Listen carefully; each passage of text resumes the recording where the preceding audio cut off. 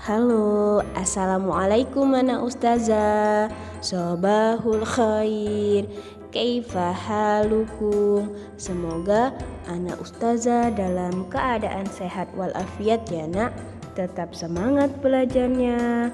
Oke, sebelum kita memulai pembelajaran hari ini, anak ustazah jangan lupa baca doa terlebih dahulu ya nak.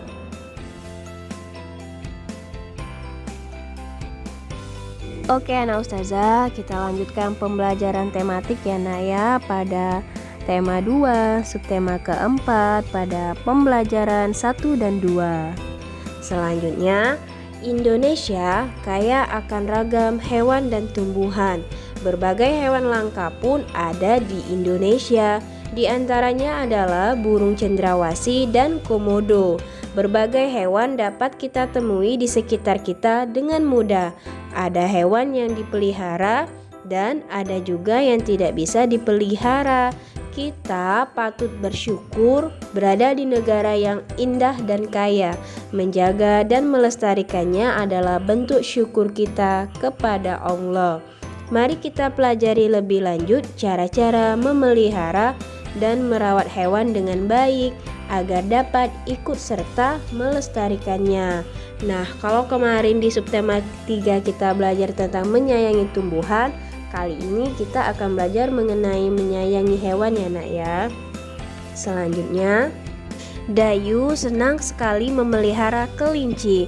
Tingkahnya lucu dan memiliki bulu yang halus. Kelinci peliharaan Dayu ada 5 ekor. Terdiri dari 1 ekor induk dan 4 anaknya. Induk kelinci berwarna putih, 2 anak kelinci berwarna putih dan 2 lainnya berwarna abu-abu. Dayu menyiapkan kandang yang nyaman untuk kelinci kesayangannya. Dayu selalu membersihkan kandang kelinci dengan rutin. Setiap hari Dayu memberi makan dan minum. Kelinci suka makan sayur-sayuran seperti wortel, kangkung, dan biskuit yang khusus untuk kelinci. Dayu juga membersihkan badan kelinci dan memotong kukunya dengan rutin. Kelinci-kelinci Dayu tumbuh sehat dan bersih. Dayu senang menggendong dan membelai kelinci-kelinci itu. Sungguh menyenangkan bermain bersama kelinci peliharaan. Jadi bagi anak ustazah yang memiliki hewan peliharaan di rumah seperti kelinci, kucing, ayam, dan lain sebagainya, disayangi ya nak ya hewan peliharaannya dengan cara memberinya makan, membersihkan kandang atau tempat tinggalnya, boleh juga dimandikan ya, seperti Dayu merawat kelinci kesayangannya. Nah, selanjutnya silakan anak ustazah jawab pertanyaan di bawah ini sesuai dengan teks yang telah kita baca tadi tentang kelinci kesayangan Dayu. Silakan dijawab anak ustazah, ada pada buku tematik halaman 159. Nah, selanjutnya juga tuliskan kembali cara merawat kelinci tadi yang seperti Dayu ya nak ya, tapi dengan bahasa anak ustazah sendiri. Ada pada halaman 160 di buku tematik. Kelinci peliharaan Dayu sangat suka makan wortel. Setiap kali makan, induk kelinci bisa menghabiskan setengah bagian wortel. Selain wortel, Dayu juga suka memberi makan biskuit khusus untuk kelinci. Induk kelinci bisa menghabiskan setengah bagian dari biskuit tersebut. Nah, coba diperhatikan anak ustazah, ada gambar biskuit khusus untuk kelinci ya. Di sana terdapat ada biskuit yang utuh, tapi setelah dibagi setengah, dalam matematika dapat ditulis menjadi 1/2 dan dalam penulisan tersebut dinamakan bilangan pecahan. Nah, sekarang mari kita belajar bilangan pecahan ya nak ya. Perhatikan dengan contoh gambar biskuit di sana. Oke, perhatikan penjelasan dari ustazah ya nak ya. Di sebelah kiri anak ustazah ada gambar biskuit ya nak ya. Nah, dalam matematika 1 biskuit dinyatakan dalam lambang pecahan biasa yaitu 1/1. Nah, bisa dilihat ada angka pecahannya nah ustazah. Kemudian yang nomor 2 di bawahnya. Nah, di sana ada satu biskuit juga ya nak ya, tapi telah dibagi 2, terbelah sudah biskuitnya. Nah, dalam matematika, satu biskuit dipotong menjadi 2 bagian sama besar, itu dinyatakan dalam lambang pecahan biasa, yaitu 1/2. Nah, dari mana 1/2? 1 itu menyatakan adanya satu biskuit, dan 2 itu karena telah dibagi menjadi 2 bagian dari satu biskuit tadi. Jadi dibaca menjadi 1/2. Oke, lagi. Kemudian di sebelah kiri anak ustazah ada satu biskuit juga ya nak ya, tapi telah terbagi menjadi 3 bagian sama besar. Nah, dalam matematika, satu biskuit yang dipotong menjadi 3 bagian sama besar dinyatakan dalam lambang pecahan biasa, yaitu 1/3. Jadi 1 itu menyatakan adanya satu biskuit. Dan dari mana 3? 3 itu karena biskuitnya tadi sudah terbagi menjadi 3 nah ustazah. Kemudian yang di bawahnya itu ada satu biskuit juga ya nak ya. Satu biskuit itu dalam matematika jika diubah menjadi pecahan biasa, yaitu menjadi 1/4. Dari mana 1/4? 1 itu seperti biasa, 1 dari satu biskuit, dan 4 itu dari satu biskuit dipotong menjadi 4 bagian yang sama besar. Kemudian Dayu memotong biskuit menjadi 2 bagian sama besar. Satu bagian yang berwarna dinyatakan dalam bilangan pecahan biasa, yaitu 1/2. Jadi 1/2 itu adalah satu bagian dari 2 bagian yang sama besar. Oke, paham tuh mana ustazah? Kalau belum, oke, kita sekali lagi. Nah, di sini ada keterangan nak ya. Kalau pecahan 1/2 itu, kalau yang di atas itu disebut pembilang, kalau yang di bawah itu disebut penyebut. Nah, yang ini penting ya nak ya untuk diingat. Kemudian coba ustazah kasih contoh soal. Kalau misalkan di sana ada 1/3.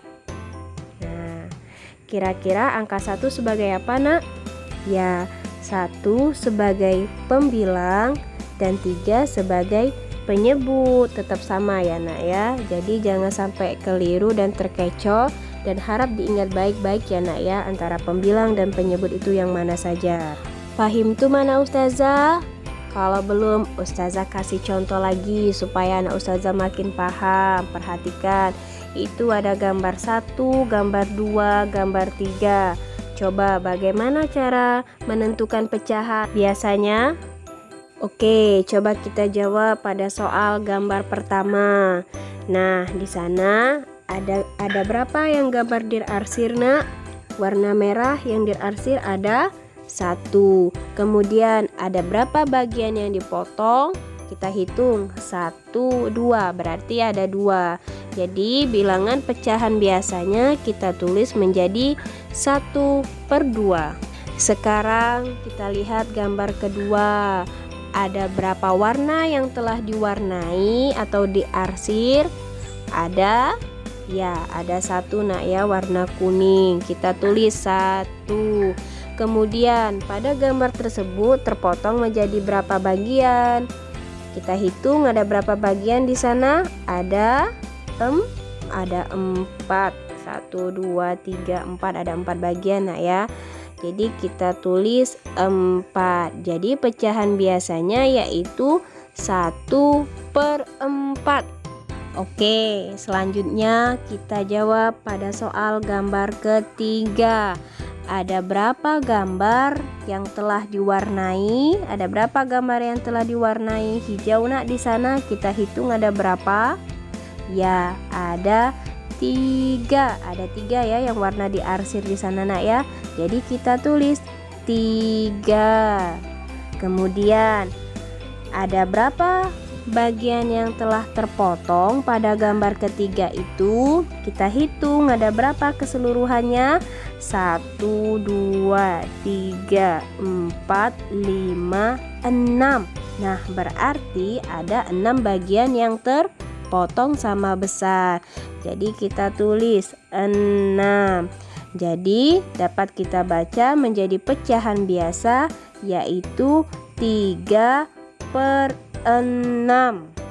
Oke, kita coba latihan soal lagi ya nak ya, sampai anak ustazah menjadi lebih paham lagi. Kita lihat gambar yang nomor 1 yang paling atas. Nah, ada berapa warna biru yang telah diarsir? Ada 2. Berarti kita tulis 2 per.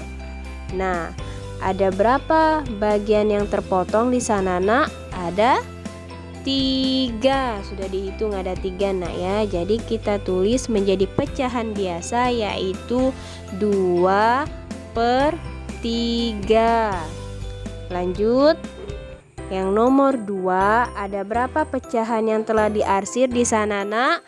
Ada 2 yang diarsir. Kemudian ada berapa bagian yang terpotong? Kita hitung. Ada 5. Jadi bisa ditulis menjadi pecahan biasa, yaitu 2/5. Oke, soal terakhir coba dilihat. Ada berapa bagian yang telah diarsir warna biru? Ada 1. Kita tulis 1 per. Kemudian ada berapa bagian yang terpotong pada gambar yang terakhir? Ada 2 ya. Jadi kita tulis 2. Jadi menjadi pecahan biasa, yaitu 1/2. Oke, paham tuh mana ustazah? Ustazah harap anak ustazah sudah paham ya nak ya. Jadi selanjutnya silakan anak ustazah jawab. Soal ini ada pada halaman 163, ada 3 soal dan menentukan pecahan biasa. Kemudian di halaman 164 ada soal lagi. Coba anak ustazah tuliskan pecahan biasanya pada gambar berikut ini ya nak ya. Ingat, yang pertama-tama anak ustazah dilihat ada berapa gambar yang diarsir. Yang berwarna biru ada berapa, dan jumlah keseluruhannya ada berapa bagian yang telah terpotong. Silakan dikerjakan anak ustazah. Oke, selanjutnya wortel adalah salah satu jenis sayuran yang disukai oleh kelinci. Wortel merupakan salah satu jenis umbi-umbian yang berwarna jingga. Warnai gambar wortel berikut ini dengan potongan kertas yang berwarna hijau dan jingga. Potonglah terlebih dahulu kertas berwarna jingga dan hijau menjadi potongan-potongan kecil. Memotong kertas bisa dilakukan dengan cara menggunting atau merobek. Tempelkan potongan kertas tersebut sampai memenuhi gambar wortel berikut ini. Wortel juga sangat baik untuk kesehatan tubuh dan mata. Tuhan sangat mencintai orang yang menyayangi diri dan makhluk di lingkungan sekitarnya. Oke, tugas ini kita skip ya nak, kita lewati saja karena kemarin kita sudah pernah praktek buat prakarya mengenai tumbuhan ya nak ya, menempel menggunakan daun kering. Nah, ini hampir sama dengan kolase atau mozaik, jadi kita lewati saja. Yang terpenting anak ustazah menjadi tahu bahwa wortel itu merupakan vitamin A dan termasuk jenis umbi-umbian dan baik untuk kesehatan tubuh terutama mata. Jadi anak ustazah yang rajin untuk makan wortel. Nah, sekarang perhatikan anak ustazah, ini gambar apa? Ya, ini adalah kelinci. Lucu ya anak ustazah ya kelincinya. Ada yang punya kelinci di rumah? Oke, mari kita cari tahu cara merawat kelinci ya nak ya.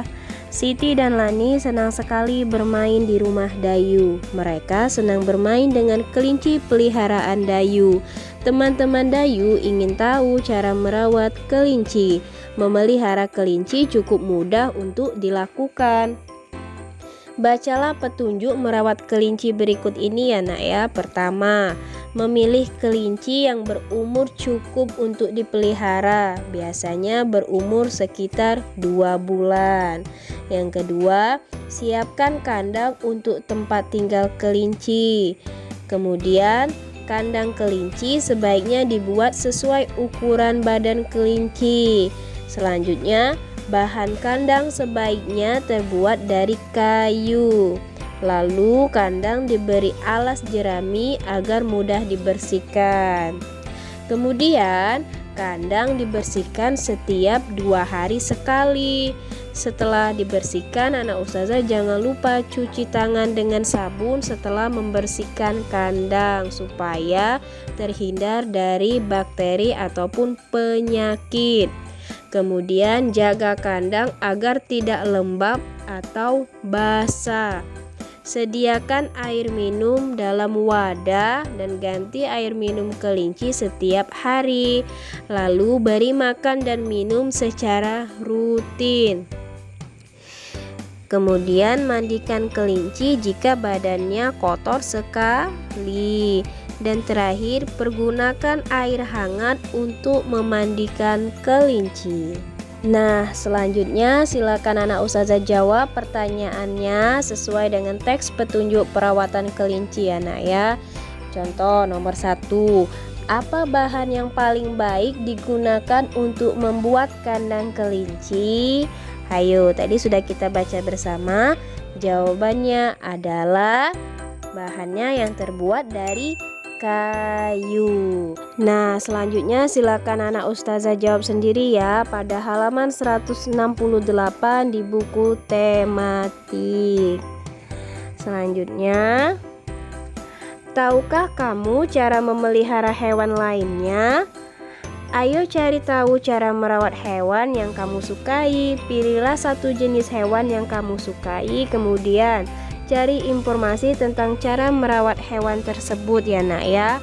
Kemudian buatlah pertanyaan terlebih dahulu, lalu cari informasi dengan cara mewawancarai orang tua, teman, atau peternak yang ada di sekitar rumahmu.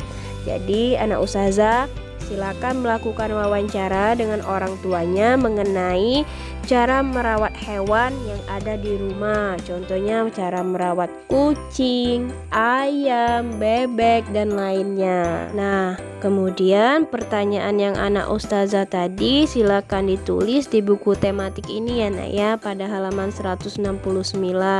Daftar pertanyaan yang mengetahui cara merawat hewan apa, seperti itu. Oke, selanjutnya mari kita baca teks mengenai kegiatan Dayu dan keluarga Dayu. Nah, Dayu dan keluarganya sangat menyayangi hewan peliharaan. Semua berbagi tugas untuk merawat hewan peliharaan. Misalnya, ibu bertugas membeli makanan kelinci.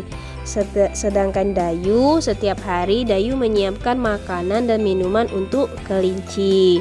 Setiap hari Minggu, Dayu dan ayah membersihkan kandang kelinci. Ayah bertugas mencuci kandang dan mengganti alas jerami. Dayu membantu mencuci tempat makan dan minum kelinci. Nah, setiap anggota keluarga Dayu memiliki peran dan tugas yang berbeda-beda dalam memelihara hewan peliharaan. Bekerja bersama-sama dalam merawat hewan peliharaan membuat pekerjaan menjadi lebih ringan. Tugas yang diberikan dapat berupa kegiatan memelihara hewan peliharaan atau tugas lainnya. Nah, sama halnya seperti tugas yang pernah ustazah berikan kemarin ya nak ya, tentang menceritakan pengalaman anak ustazah selama di rumah. Wah, banyak sekali tugas dan peran anak ustazah di rumah. Ada yang membantu orang tua menyapu, mengepel, mencuci piring, ada yang produktif, berolahraga, bermain bersama adik, dan masih banyak lagi nah ya. Jadi dari situ kita dapat menyimpulkan bahwa setiap orang, setiap anak, setiap anggota keluarga itu mempunyai peran dan tugasnya masing-masing di rumah. Nah, sekarang tugas anak ustazah tuliskan pembagian tugas dalam kegiatan apa di rumah misalnya. Misalkan ayah dapat tugasnya apa, ibu dapat tugasnya apa, dan anak ustazah dapat tugasnya apa. Silakan dituliskan saja ya nak ya pada halaman 170 di buku tematik. Oke, selamat mengerjakan anak ustazah. Oke, syukron anak ustazah atas pembelajaran hari ini. Semoga berkah dan anak ustazah semakin paham lagi. Dadah, wassalamualaikum.